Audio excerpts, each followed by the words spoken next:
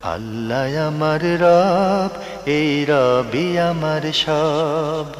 দামে দামে তুন মনে তারি অনুভব।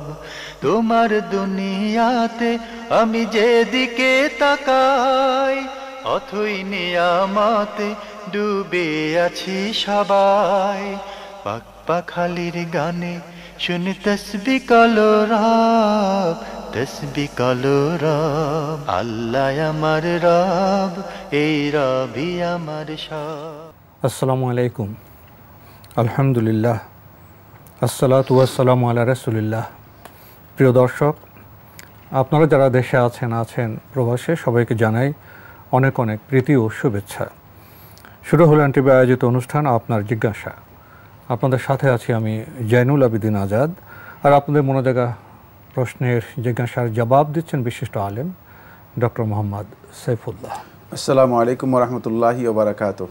প্রিয় দর্শক, চলুন তাহলে জিজ্ঞাসার জগতে। শুরুতে একটি ইমেল পাঠিয়েছেন আব্দুর রহমান। লিখেছেন, আমার অনেক পুরনো একটা প্রশ্ন পড়ে উত্তর দিয়েছেন। এর দ্বারা বোঝা যায় আপনারা কোনো চিঠি ফেলেন না। আমার উত্তর পেয়ে আপনাদের প্রতি আরও ভক্তি শ্রদ্ধা বেড়ে গেল। আসলে আপনারা খুব ভালো, খুব ভালো। এত ভালো বলার কি কোনো দরকার ছিল? ভাই, আমরা তো আমাদের দায়িত্ব পালনের চেষ্টা করি। দোয়া করবেন যেন আমরা দায়িত্ব পালনের ক্ষেত্রে কোনো ভুল না করি। আলহামদুলিল্লাহ। এরপর লিখেছেন, আজ কয়েকটি প্রশ্ন পাঠালাম, উত্তর দেবেন। আমাদের কাছ তো উত্তর দেয়। আমরা শুরু করছি আপনার প্রশ্ন। আপনার এই ইমেলে একটি বৈশিষ্ট্য আছে। আপনার প্রায় 10টি প্রশ্ন করেছেন রমজান সংক্রান্ত প্রশ্ন। সামনে তো আমাদের প্রিয় মাস, পবিত্র মাস রমজান। এটা খুবই আপনার সচেতনতার লক্ষণ। আমরা আপনার প্রশ্নে যাই। ঠিক কত বছরে রোজা ফরজ হয়? বছরের মধ্যে এটাকে ফিক্সড করার কোনো সুযোগ নেই। বিভিন্ন অঞ্চলে বিভিন্ন ধরনের হতে পারে। এটাকে ফিক্সড করা হয় থাকে প্রাপ্তবয়স্ক হওয়ার উপর, বুলুগের উপর। ছেলে হোক মেয়ে হোক, যখন বালেগ হবে তখনই তার উপর মূলত সিয়াম অবশ্যম্ভাবী, একেবারেই ফরজ, কোনো সন্দেহ নেই। সেক্ষেত্রে মেয়েদের বুলুগের বয়স উম্মুল মুমিনিন আয়েশা রাদিয়াল্লাহু আনহা বর্ণনা করেছেন। তিনি বলেছেন যে মেয়েরা 9 বছর যখন উত্তীর্ণ হয় অথবা 9 বছরে যায় বা শেষ করে, তখন বালেগ হয়। ইজা বালাগাতিল জারিয়াতু তিসআন ফাহিয়া ইমরাআতুন। উম্মুল মুমিনিন আয়েশা রাদিয়াল্লাহু আনহা বলেন, যখন কোনো বালিকা অথবা তরুণী যে 9 বছর অতিক্রম করে যায়, তখন সে নারী হয়ে যায়। তখন সে আর এখান থেকে ইঙ্গিত করেছেন যে সে তার বালিগ মানে বুলুগ হয় এবং প্রাপ্তবয়স্ক হয়। ছেলেদের ক্ষেত্রেও 10-11 বছর এর কাছাকাছি ছেলেদেরও বুলুগের বিষয়টি বিভিন্ন ধরনের অভিজ্ঞতা থেকে প্রমাণিত হয়েছে। বাকি ইসলামের এই বিধানগুলোর ক্ষেত্রে একটি মূলনীতি আমরা রাসূলুল্লাহ সাল্লাল্লাহু আলাইহি ওয়াসাল্লামের কাছ থেকে সরাসরি হাদিসের মাধ্যমে পেয়েছি। যে হাদিস থেকে এটা আমাদের কাছে স্পষ্ট প্রমাণিত, সেটা হচ্ছে এই, যদি কেউ ফরজ আহকামের ক্ষেত্রে এই হাদিসকে মূলনীতি হিসেবে গ্রহণ করেন, তাহলে এটাই সঠিক। সেটা হলো সলাতের ব্যাপারে রাসূলুল্লাহ সাল্লাল্লাহু আলাইহি ওয়াসাল্লাম এই কথা স্পষ্ট করে আমাদেরকে জানিয়েছেন, মুরু আওলাদাকুম বিস-সলাতি ওয়া হুম আবনাউ সাবআ। তোমরা তোমাদের সন্তানদেরকে সলাতের জন্য নির্দেশ দাও, যেন তারা সলাত আদায় করে, যা তাদের বয়স যখন 7 বছর হবে তখন থেকেই। ওয়া হুম আবনাউ সাবঈন, তাদের বয়স যখন 7 বছর হবে। তাহলে ছেলে মেয়ে নির্বিশেষে যদি বয়স 7 বছর হয়ে যায়, সে অবশ্যই সালাতের আওতাভুক্ত হবে। এবং সালাতের নির্দেশের কথা বলা হয়েছে। এই কথা বলা হয় না যে সালাতের ব্যাপারে তাদেরকে মানে উদ্বুদ্ধ করো, অনুপ্রাণিত করো, কারণ আরবি ভাষায় সব শব্দই আছে। এটা বলা হয়েছে মুরু, তোমরা নির্দেশ দাও। এক্ষেত্রে তাদেরকে নির্দেশ দিতে হবে। এখান থেকে ইমাম আহমদ ইবনে হাম্বল রহমতুল্লাহ বলেছেন, মানে আল্লাহ রাসূল সাল্লাল্লাহু আলাইহি ওয়াসাল্লাম এই হাদিস এটাকে স্পষ্ট করে ইন্ডিকেট করে বুঝায় যে সিন্নুত তামিজ মানে কোনো একজন ছেলে অথবা মেয়ে তার ভালো মন্দ, হক বাতিল, সত্য মিথ্যা এগুলো পার্থক্য করার যে বয়স, সেই বয়সটা হচ্ছে 7 বছর। সুতরাং সিন্নুত তামিজটা হচ্ছে তার জন্য তাকলিফের জন্য প্রথম স্টেজ। তাকে ইসলামী শরীয়তের বিধানগুলো তার উপর বর্তানোর জন্য বা ইসলামের শরীয়তের বিধানগুলো তার উপর প্রযোজ্য হওয়ার জন্য প্রথম স্টেজ। এটা হলো সিন্নুত তাকলিফ বলা হয় থাকে, সিন্নুত তামিজ বলা হয় থাকে। সিন্নুত তামিজ অর্থাৎ তামিজ করার মানে পার্থক্য করার বয়স তার হয়ে গিয়েছে, সে এখন পার্থক্য করতে পারে।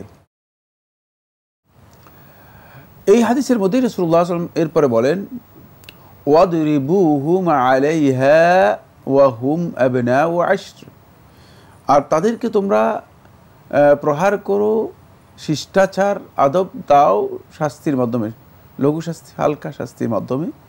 ওয়া হুম আবনাউ 10, যখন তাদের বয়স 10 বছর হবে। এখান থেকেও স্পষ্ট আমরা বুঝতে পেরেছি যে 10 বছর যখন হয়ে যাবে তখন মূলত এটা হচ্ছে সিন্নুত তাকলিফ, এটা হলো তাকলিফের বয়স। অর্থাৎ এই বয়সেই মূলত তাকলিফ এসে যাবে, শরীয়তের যে বিধান সে বিধান তার উপর প্রযোজ্য হবে। যদি বিধান প্রযোজ্য না হতো তাহলে আল্লাহ রাসূল সাল্লাল্লাহু আলাইহি ওয়াসাল্লাম তাকে প্রহার করা অথবা শাস্তি দেয়া অথবা লঘু শাস্তি দেয়া এই কথা বলতেন না। যদিও মানাতুল হুকুম মানে শরীয়তের হুকুমটাকে সম্পৃক্ত এবং সংযুক্ত করা হয়েছে কিসের সাথে? বুলুগের সাথে, প্রাপ্তবয়স্ক হওয়ার সাথে। কিন্তু এই বয়সে আসলে মূলত বেশিরভাগ প্রাপ্তবয়স্ক হয়ে যায়। জি, একটি বিষয়, দেশ বা আবহাওয়া ভেদে কি ছেলে বা মেয়েদের বালক হওয়ার বিষয়ে কোনো তারতম্য ঘটে? হ্যাঁ, পরিবেশ আবহাওয়ার কারণে তারতম্য হতে পারে। প্রিয় দর্শক, আপনি আরও লিখেছেন রোজার জন্য কি নিয়ত বাধ্যতামূলক? যেমন নাওয়াইতু আনা সুম্মা গাদাম মিন শাহরি, এগুলি কি পড়তে হয়? নিয়ত করা কাকে বলা হয় থাকে? নিয়ত করা হচ্ছে আপনি অন্তরে এই সংকল্প করবেন, এই ইচ্ছা পোষণ করবেন যে আমি আগামীকাল ফরজ সিয়াম, রমাদানের সিয়াম পালন করব। এই জন্য মুখে কোনো টেক্সট অথবা বক্তব্য দেওয়ার কোনো সুযোগ নেই, নিয়ত পড়া নয়। নাওয়াইতু আন আসুমা গাদান, এই যে কথাটি বলেছেন এই ধরনের কোনো টেক্সট নিয়তের জন্য রাসূলুল্লাহ সাল্লাল্লাহু আলাইহি ওয়াসাল্লামের হাদিস দ্বারা প্রমাণিত হয়নি। যারা এই নিয়ত পড়া আর নিয়ত করার মধ্যে পার্থক্য করতে জানেন না তারা মূলত নিয়ত সম্পর্কে বিভ্রাটের মধ্যে রয়েছেন। নিয়ত পড়ার কোনো বিষয় নয়, নিয়তের জন্য রাসূলুল্লাহ সাল্লাল্লাহু আলাইহি ওয়াসাল্লামের কাছ থেকে কোনো ধরনের টেক্সট আসেনি। কারণ সমগ্র পৃথিবীর আলেমদের ঐক্যমত্যে বক্তব্য সাব্যস্ত হয়েছে, এই কথা ফিকহুল ইসলামীতে প্রমাণিত সত্য। সেটা হচ্ছে এই আম্মা মাহাল্লুহা, মানে মাহাল্লুহা মানে নিয়তের জায়গা হচ্ছে আল কালবু, অন্তর। সুতরাং নিয়তের স্থানই হচ্ছে অন্তর। অন্তরের কাজ যেটা সেটা কখনো মুখ দিয়ে করা যায় না, অন্তরের কাজ মুখ দিয়ে করা যায় না, সেটা অন্তরের মাধ্যমে করতে হয়। সুতরাং অন্তরের কোনো বিষয় মুখ দিয়ে মানে প্রকাশ করার কিছুই নেই। সেক্ষেত্রে এই যে নাওয়াইতু আন আসুমা গাদান যে নিয়তটি আবিষ্কার করা হয়েছে এটা মূলত সঠিক নয়, সুন্নাহ সম্মত নয়।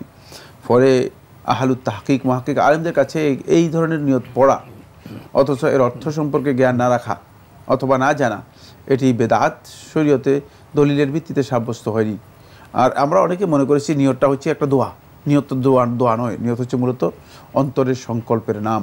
নিয়তের প্রকৃত মিনিংটা যদি আমরা বুঝতে পারি তাহলে নিয়ত সম্পর্কে আমাদের যে বিভ্রাট আছে সেই বিভ্রাট থেকে আমরা মানে বেরিয়ে আসতে পারবো এবং নিয়তটা আসলে সঠিক হবে। অন্যথায় আপনি মনে করবেন যে আমি নিয়ত করেছি, আসলে নিয়ত করেন নাই। কারণ হলে অর্থ না বুঝলে নিয়ত হবে না, অর্থ তো বুঝেন নাই তিনি। আর এই নিয়তের জন্য যে কোনো মানে ফেল কাজের যুক্ত হলেই মানে ইচ্ছার সাথে যে কোনো ফেল যুক্ত হয়ে গেলে নিয়ত শেষ। যেমন আপনি সেহরি খেয়েছেন, এটা নিয়ত। নিয়তের সাথে একটা ফেল, সেহরি খেয়েছেন কেন? আগামীকাল সিয়াম পালন করবেন। আপনি সে সাথে উঠে একটা খেজুর খেয়েছেন অথবা এক গ্লাস পানি খেয়েছেন কেন? যেহেতু আপনি আগামীকাল সিয়াম পালন করবেন। সুতরাং এটাই নিয়তকে কি করেছে? এক্সপ্রেস করে দিয়েছে। যে কোনো মানে ফেল, যে কোনো কাজ যদি এর সাথে যুক্ত হয়ে যায় তাহলেই সেটা পরিপূর্ণ একটি নিয়ত, কোনো সন্দেহ নেই। জি প্রিয় দর্শক, আমার শায়েখ থেকে স্পষ্ট করে উপলব্ধি করলাম নিয়ত পড়তে হয় না, নিয়ত করতে হয়। নিয়তের জায়গা হলো অন্তরকাল, অন্তর ইচ্ছা বা সংকল্প। খুবই সুন্দর বিষয়, স্পষ্ট বিষয়। আরও লিখেছেন রোজা থাকা অবস্থায় ভুলবশত পানাহার করে ফেললে কি রোজা ভেঙে যাবে? না, সিয়ামরত অবস্থায় যদি কেউ ভুলবশত পানাহার করে থাকেন, ভুলবশত বলতে মানে বুঝাচ্ছেন যেটা, সেটা হলো মানে ভুল কাকে বলা হয়? ভুল হলো বিস্মৃতি। ভুলের দুটো অর্থ রয়েছে। একটা হচ্ছে ভুল, যেটা আপনি আসলে কাজ করতে গিয়ে ভুল হয়ে গিয়েছে, সেটা একটা ভুল। আর একটা হচ্ছে বিস্মৃত হয়ে গেছে, স্মৃতি কী হয়েছে, স্মৃতি হারিয়ে গিয়েছে। যে আপনি সিয়াম পালন করতেছেন, আপনার খেয়াল নেই, সেটা স্মৃতি থেকে মানে খেয়াল থেকে সেটা হারিয়ে গিয়েছে, এটাকে বলা হয় থাকে ভুল। ভুলবশত বলতে যদি এটা বুঝান, এতে সিয়াম নষ্ট হবে না, এতে সিয়াম নষ্ট হবে না, কোনো সন্দেহ নেই। জি, প্রিয় দর্শক আরও লিখেছেন, সাহারি ঠিক কোন সময় করা বরকতপূর্ণ? কেউ যদি রাত 12টায় করে ফেলেন তাহলে কি সাহারি হবে, নাকি রাতের খাবার হিসেবে সেটা গণ্য হবে? ধন্যবাদ আপনাকে। সাহারি হচ্ছে রাত্রের শেষ মানে ষষ্ঠ প্রহরে, মানে ষষ্ঠ মাংসে যেটা খাওয়া হয় থাকে ফজরের আগে, এটা হচ্ছে সাহারি। আর এই সময়ের নামই হচ্ছে সাহার। এই সময়কে বলা থেকে সাহার, সেই সময়ের আরবিতে নাম হচ্ছে সাহার। আর সাহার থেকে আস-সাহুর, সাহার থেকে আস-সাহুর। আর সাহুর হচ্ছে ওই খাবার, যে খাবারটা মানে ইউকালু ফি ওয়াক্তিস সাহার, যেটি খাবার খাওয়া হয়ে থাকে ফি ওয়াক্তিস সাহার, সাহারের সময়ে, সেটাকে বলা হয়ে থাকে সাহুর।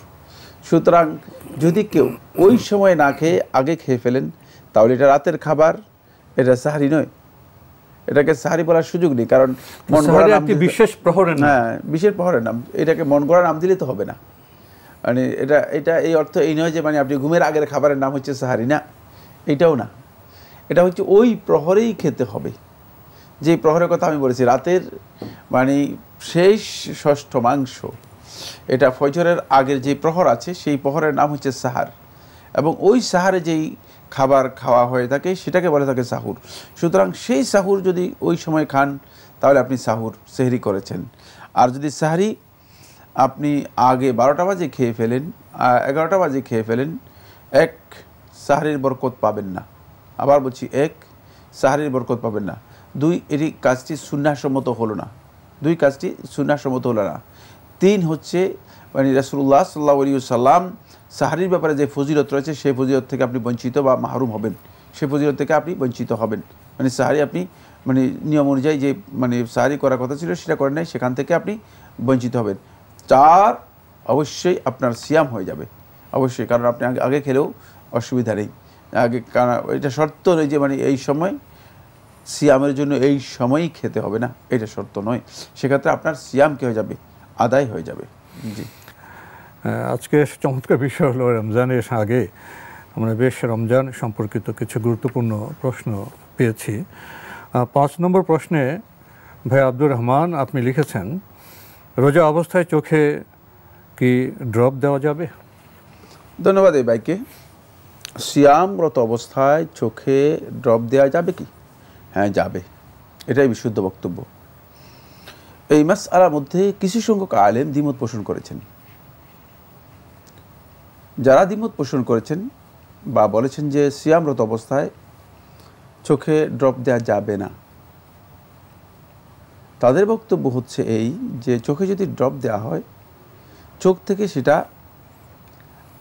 নাকের যে ফাঁক রয়েছে, নাকের সাথে চোখের সাথে একটা ফাতহা রয়েছে, একটা খোলা জায়গা আছে, সেই ফাতহা দিয়ে, সেই খোলা জায়গা দিয়ে সেটা মুখ পর্যন্ত চলে আসতে পারে, একটা স্বাদ পাওয়া যেতে পারে।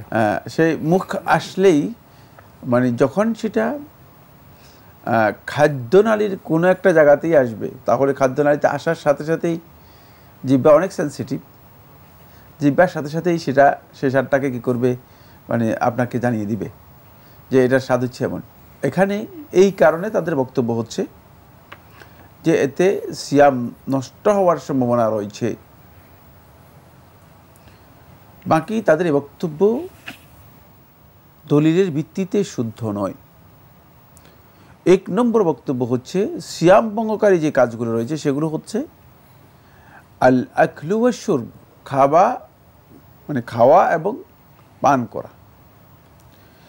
চোখে ড্রপ দেয়া এটা কোনো প্রকার খাবারের অন্তর্ভুক্ত নয়। খাবারের জন্য মূলত চোখে ড্রপ দেওয়াই হয় না, পান করার মধ্যেও এটা অন্তর্ভুক্ত নয়, পান করার অন্তর্ভুক্ত হয় না, কারণ দুনিয়ার কেউ চোখে ড্রপ দেওয়াকে পান করা বলেছেন সেটাও আমার জানা নেই। আর খাবার যে বিষয়গুলো রয়েছে সেটা হয়তো নাক দিয়ে অথবা কণ্ঠনালী দিয়ে সম্পন্ন হয়, নাক দিয়ে অথবা কণ্ঠনালী দিয়ে সম্পন্ন হয় থাকে। নাক দিয়ে সম্পন্ন হয় থাকে একমাত্র অসুস্থ ব্যক্তির জন্য, যিনি কণ্ঠনালী ব্যবহার করে কি করতেছে পারতেছে না, গলদগ্রহণ করতে পারেন না, এই জন্য তাকে নাক দিয়ে সেটা কি করা হয় থাকে, পাস করা হয় থাকে। যেহেতু কণ্ঠনালীতে যদি যায় তাহলে অবশ্যই জিহ্বার মাধ্যমে সেটা কণ্ঠনালীতে কী করতে হবে, দিতে হবে। এই কারণে যারা অসুস্থ ব্যক্তিকে যখন খাবারের ব্যবস্থা করা হয় থাকে সেটা নাকের মাধ্যমে দেয়া হয়ে থাকে, বাকি সেটা সম্পূর্ণ আলাদা বিষয়। তাহলে খাবারের পদ্ধতি হচ্ছে আমাদের খাদ্যনালী থেকে খাবার কি হয়, খাবারটা যায়।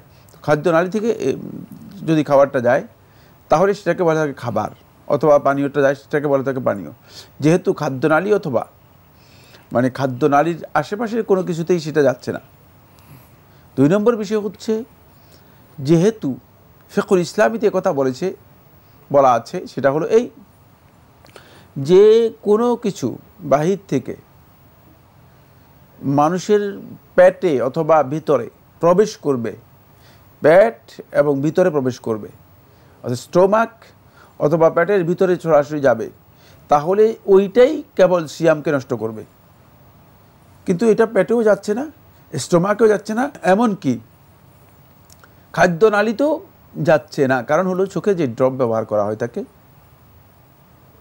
এই ড্রপ যেটা ব্যবহার করা হয় থাকে এটা যদি 1 ফোঁটা হয়, 1 ফোঁটাই সর্বোচ্চ দেওয়া হয় থাকে, কোথাও কোথাও হয়তো 1-2 ফোঁটা বা 3 ফোঁটা, 1 ফোঁটা হয়তো ভুলও 2 ফোঁটা যেতে পারে। মানে 1 ফোঁটা ড্রপ যদি দেওয়া হয় থাকে, 1 ফোঁটা ড্রপ এটা চোখেই মূলত চোখে যে পানি আছে এই পানিতে মিশ্রিত হয়ে যায়। যদি সামান্যতম এটার কিছু অংশ যায় সেটা একেবারেই নগণ্য অংশ, যেটা কোনোভাবেই খাদ্যনালী অতিক্রম করার সম্ভাবনা নেই। এই কারণে মূলত শেখুল ইসলাম ইবনে তাইমিয়া রাহিমাহুল্লাহ তাআলা এই বক্তব্যকে সবচেয়ে বেশি অগ্রাধিকার দিয়েছেন। সেটা হচ্ছে যে চোখে যদি কেউ ড্রপ দিয়ে থাকেন তার সিয়াম নষ্ট হবে না, এবং এটাই বিশুদ্ধ বক্তব্য, কারণ এটা খাবার অথবা পানীয় নয়। খাবার এবং পানীয় অথবা খাবার এবং পানীয়ের যে অর্থ আছে, যেটা খাবার এবং পানীয় বুঝায়, এমন কোনো অর্থ এর মধ্যে নেই, বরং এটা ব্যবহার করা হয় থাকে অসুস্থ ব্যক্তিকে চিকিৎসার সুবিধার জন্য। আর সেটা যখন প্রয়োজন দেখা দিবে তখন তার জন্য ইসলামী শরীয়ত এটাকে সহজভাবে দেখবে, কারণ ইসলাম কাঠিন্যকে সহজ করে, ইসলাম সমস্যাকে সমাধান করে, ইসলাম বিপদকে মানে দূর করে সেখানে মানুষের জন্য মানে একটা সুরাহার ব্যবস্থা করে। সুতরাং ইসলাম হচ্ছে মূলত যেহেতু অসুস্থ তার জন্য এই ব্যবস্থা, এটি সিয়াম বিনষ্টকারী নয়, এতে তিনি সিয়াম পালন করলে তার সিয়াম হয়ে যাবে। আমরা উপলব্ধি করলাম প্রিয় দর্শক, ইসলামের বিষয়গুলো জানলে আমাদের জীবনযাপন অনেক সহজ হয়ে যায়। আরও প্রশ্ন করেছেন, রোজা অবস্থায় পেস্ট দিয়ে দাঁত ব্রাশ করা কি যাবে? হ্যাঁ, রোজা অবস্থায় পেস্ট দিয়ে দাঁত ব্রাশ করাও জায়েজ রয়েছে, কিন্তু সেক্ষেত্রে সতর্কতা অবলম্বন করতে হবে যাতে পেস্টের কোনো কিছু গিলে না ফেলেন। কারণ হলো তাহলে সিয়াম নষ্ট হয়ে যাবে। যদি আপনার খাদ্যনালীতে পৌঁছে যায় অথবা ভিতরে চলে যায় তাহলে সিয়াম নষ্ট হয়ে যাবে। আর যদি খাদ্যনালীতে না পৌঁছে শুধুমাত্র জিহ্বায় যদি কোনো স্বাদ কেউ উপলব্ধি করে, এতে সিয়াম নষ্ট হয় না। কারণ সতর্কভাবে করতে হবে। হ্যাঁ, সেক্ষেত্রে যেহেতু রাসূলুল্লাহ সাল্লাল্লাহু আলাইহি ওয়াসাল্লাম রমাদানে কুলি করার ব্যাপারে বলেছেন যে বালিগ ফিল মাদমাদাতি ইল্লা আন তাকুনা সাইমা, যে তুমি যখন কুলি করবে তখন কুলিটা বেশি পরিমাণে করবে। ইল্লা আন তাকুনা সাইমা, তবে যদি সিয়ামরত অবস্থায় থাকো তাহলে সেটা বেশি পরিমাণে করবে না। কুলির ব্যাপারে রাসূলুল্লাহ সাল্লাল্লাহু আলাইহি ওয়াসাল্লাম কথা বলেছেন এবং কুলির অনুমোদন দিয়েছেন। কুলি আর দাঁত ব্রাশ করা একই হুকুম। যেহেতু কুলি করা জায়েজ, তার দাঁত ব্রাশ করা কী হবে? জায়েজ হবে। এবং এখানে স্বাদ, কুলির মধ্যে আপনি পানির একটা স্বাদ পাবেন, পানির নর্মাল একটা স্বাদ আছে, সেই স্বাদটুকু পাবেন, কোনো সন্দেহ নেই। ঠিক অনুরূপভাবে এখানে একটা স্বাদ আপনি উপলব্ধি করতে পারবেন, যেহেতু জিহ্বা আপনাকে টেস্টারের মতো স্বাদ দিচ্ছেই, স্বাদ দেবেই, সেটা যেটাই যে ধরনের জিনিস হোক না কেন। সেক্ষেত্রে এই স্বাদ উপলব্ধি করাটা মানে জিহ্বার যে কাজটা, এই ডিউটিটা, এটা খাবারও নয়, পানীয় নয়, খাবার পানীয় কোনোটারই অর্থ বহন করে না। সুতরাং এখানে যদি কেউ স্বাদ পেয়ে থাকে সেটা সিয়াম ভঙ্গকারী হবে না। কিন্তু খেয়াল রাখতে হবে যদি গলদকরণ হয়ে যায়, অর্থাৎ ভিতরে প্রবেশ করে যায়, তাহলে আপনার সিয়াম নষ্ট হয়ে যাবে। এখানে বিষয়টি এসছে যে রমজানে পেস্ট দিয়ে দাঁত ব্রাশ করা, আমরা রমজানের 5 ওয়াক্ত সালাতে তো আমরা কুলি করি দাঁত মাজি হাত দিয়ে, আর পেস্টের বিষয়টা আমরা সাধারণ সময় তো আমরা দুবারেই সাধারণত করে থাকি, সকালে নাস্তার পরে এবং রাতে খাওয়ার পরে। তো সেহরির পরে পেস্ট করলে তো আর এই প্রসঙ্গ আসে না। এটা আমাদের জীবনযাপনের জন্য মানে রোজার জন্য খুব বেশি কঠিন কোনো বিষয় নয়। আমরা একটু ব্যবস্থাপনা করলে আমরা আরও সহজে বিষয়টা শেষ করতে পারি। প্রিয় দর্শক, আরেকটি প্রশ্ন করেছেন, রমজানে বারবার মুখে থুতু আসলে কি করব? কিছুই করণীয়, এই মুখের থুতু থাকলে আশা গেলে ফেলবেন। থুতু যদি গিললে রোজা ভঙ্গ হয় না, রোজা ভঙ্গ হয় না। থুতু গিললে রোজা ভঙ্গ হবে না, যেহেতু থুতু স্বাভাবিক, শুধু খাবার নয়, থুতু মুখের সাথে সম্পৃক্ত। আর যদি থুতু মুখে না থাকে তাহলে মুখ শুকিয়ে যাবে, তাহলে আপনি কথাও বলতে পারবেন না, আপনার জিহ্বা আপনাকে আর কোনো সহযোগিতা করবে না। তো সময়ের কারণে আমাদের আজকে এখানে শেষ করতে হচ্ছে। আপনাকে অনেক ধন্যবাদ। আপনাকে অনেক ধন্যবাদ ভাই আব্দুর রহমান। আপনার সব প্রশ্নের জবাব আপনার দিতে পারেনি, ইনশাল্লাহ আমরা আগামী পর্বেও চেষ্টা করব রোজা এবং রমজান সংক্রান্ত আপনার বাকি প্রশ্নের জবাব দিতে। প্রিয় দর্শক, আমাদের অনুষ্ঠান আপনারা NTV অনলাইনেও দেখতে পারবেন, ভিজিট করুন www.ntvbd.com, এছাড়া ইউটিউবে এবং আমাদের ভেরিফাইড ফেসবুক পেজে অনুষ্ঠান দেখতে পারবেন। চিঠি লিখুন, প্রশ্ন পাঠান আমাদের ঠিকানায়। পরিচালক আপনার জিজ্ঞাসা, NTV, BSSC ভবন, 7ম তলা, 102 কাজী নজরুল ইসলাম অ্যাভিনিউ, কারওয়ান বাজার, ঢাকা 1215। ইমেল অ্যাড্রেস আপনার জিজ্ঞাসা @ntvbd.com। মহান আল্লাহ আমাদের সবাইকে নিরাপদে রাখুন শান্তিতে। আসসালামু আলাইকুম। আল্লাহ আমার রব, এই রবি আমার সব, দামে দামে তুন মনে তারি অনুভব। আল্লাহ আমার রব, এই রবি আমার সব।